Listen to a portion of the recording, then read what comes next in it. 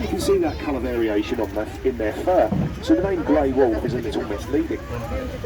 Now our wolves looking nice and big and bulky at the moment as well, and that's because they're carrying around all of their winter fur. Now they've grown that fur at the tail end of last year, very thick indeed, keeping them toasty, warm and dry through these cold days. They don't necessarily need it too much in this country, relatively mild winters. Out in the wild, they have to tolerate temperatures down to about minus 30 degrees. So those fur coats really do a fantastic job for them.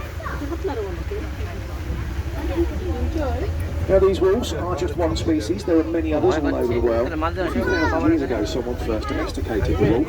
And through selective breeding over many centuries, we've been able to change the size, shape, coloration and the temperament of these animals so that we can bring them into our homes as our guide dogs. So if you've got a dog at home, regardless of what breed it is, whether it's a pug, poodle, Great Dane, St Bernard or everything in between, you can be certain that it is actually related to the wolf. Now we all know that wolves like to howl at the moon. I want to find out how many howlers we've got on board. So after 3, let's give it a go. Are we ready? 1, 2, 3! Wonderful howling. Now our wolves certainly heard you. They do have the most amazing hearing, so I guess you're all now honorary members of the Colchester Zoo Wolf Pack. Over on the left hand side, we have our black and white ruffed lemurs.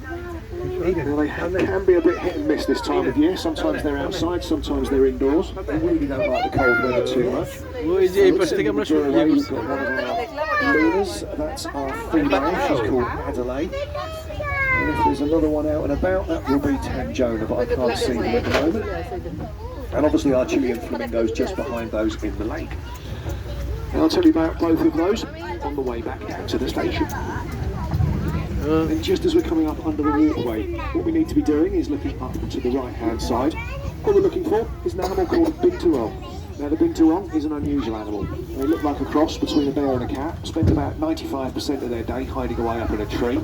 Very rarely, they do have some youngsters in there at the moment, and 3 of them are just underneath the window with the 2 people looking through it.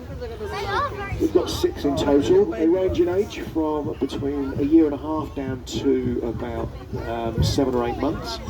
Now their dad isn't outside at the moment. He is the biggest and hairiest in there. He's called a Kobo. He's obviously the dominant male. Now Kobo's only been with us for a year, and as a result we do have those 6 youngsters. Let's go inside, meet our lemurs. This is our little family group, mainly brothers and sisters at various different ages along with their parents. Now lemurs are only found on the island of Madagascar. They're not found anywhere else in the world, quite unique to that island. আমরা সব এদিক দিয়ে গেছিলাম 111 different species of them. All of them are endangered. 105 of that number are considered to be critically endangered. That includes our black and white rough lemurs over here.